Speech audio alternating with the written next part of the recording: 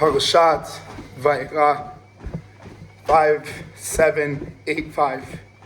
In the week that we saw the release of three incredible, beautiful neshamot of the Jewish people, together with the realization that we're dealing with a Nazi regime of Hamas, and that they've gotten more of their soldiers, and how much we have to fight against, and we have to fight for the Jewish people. We should be Zocha Be'ezrat Hashem to realize that this week, an incredible thing is happening in Jewish history. The creation of Chassidut, for many people, is linked to the Baal Shem Tov. And although historically, maybe the title was given then, the story began way before.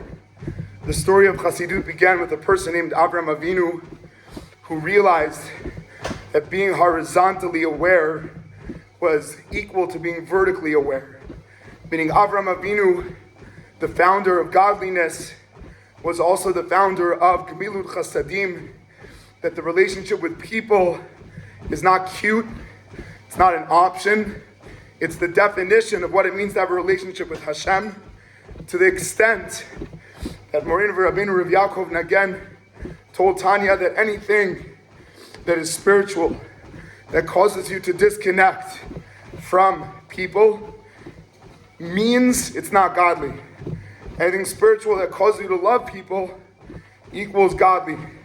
That equation is such an important one that we have to think about all the time. Is our spiritual growth alienating us, or is it relating us?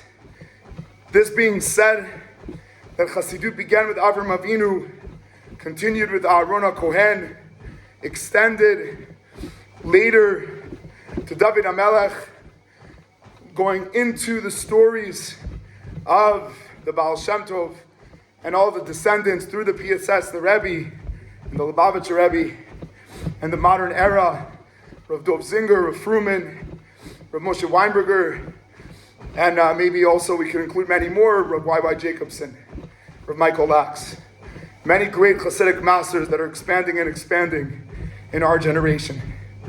And so this being true, in this week, through the creation of the organization called Share, together with many people led by Rav Benji Levy, first time that many Hasidic masters of our generation are going to be sitting in a summit together, dealing with a very, very important question.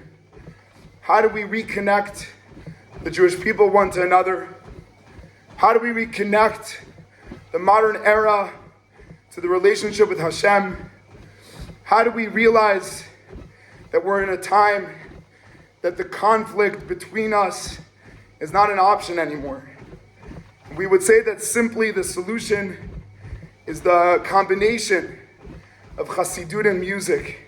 That will bridge the differences between the parts and the conflicts of the Jewish people, spoken about by Rav Kook, that there are three big things that comprise the Jewish story: the Kodesh, the Ummah, and the Enoshiyut. The strive for a Kodesh, for God, the strive for Zionism, and the strive for Tikkun Olam, for fixing the world of the Enoshiyut, of Or LaGoyim. And all three of these, says Rav Kook, when we come to the land, start competing, combating, confronting one another. He writes this in 1920, but how aware was he of the reality?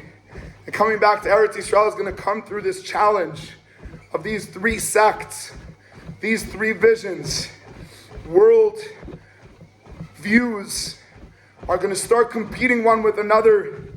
The Haredi versus the Tzioni versus the Liberali versus the Haredi. And Rav Kook obviously explains that only by uniting these three will we begin to really become where we're meant to be. And we see that really the world of Chassidut, like we saw with Avraham Avinu, with David HaMelech, and with many more, that they were able not to choose in between, but to combine the pieces of the puzzle.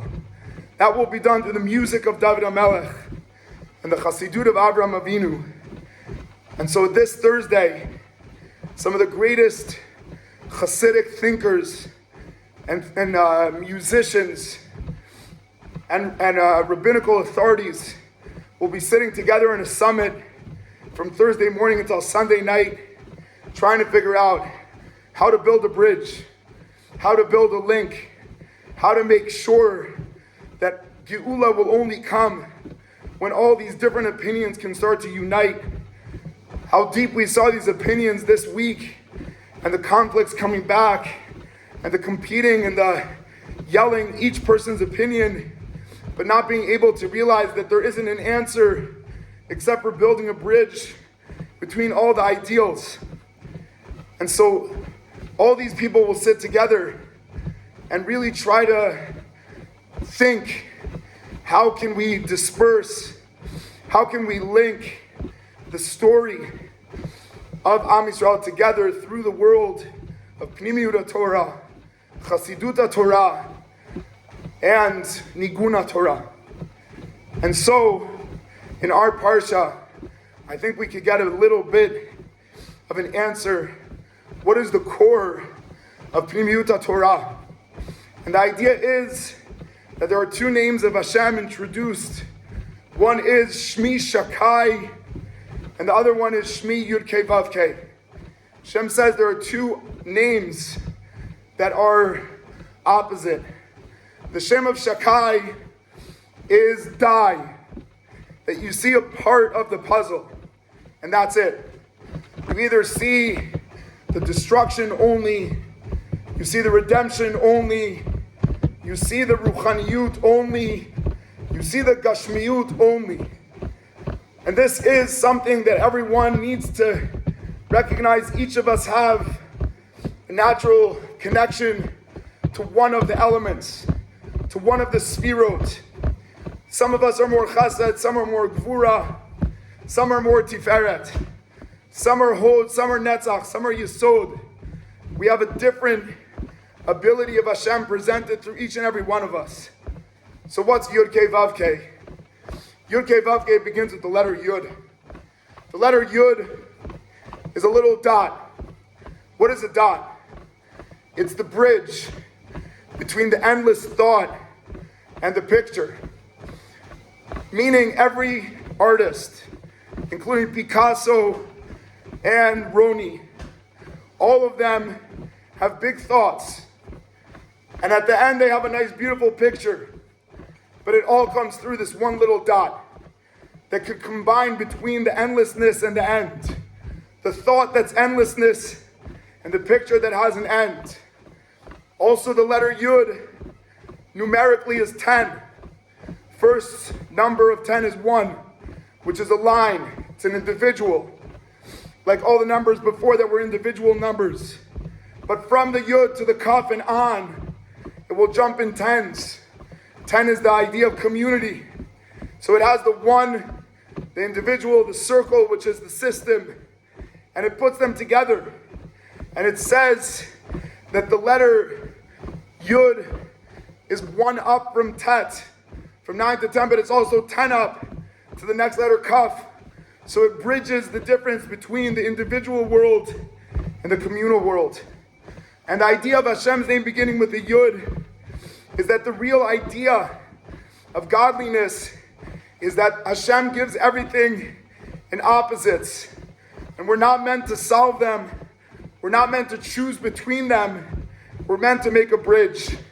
Says Hashem to Moshe Rabbeinu, the Avot, were great at the Shakai.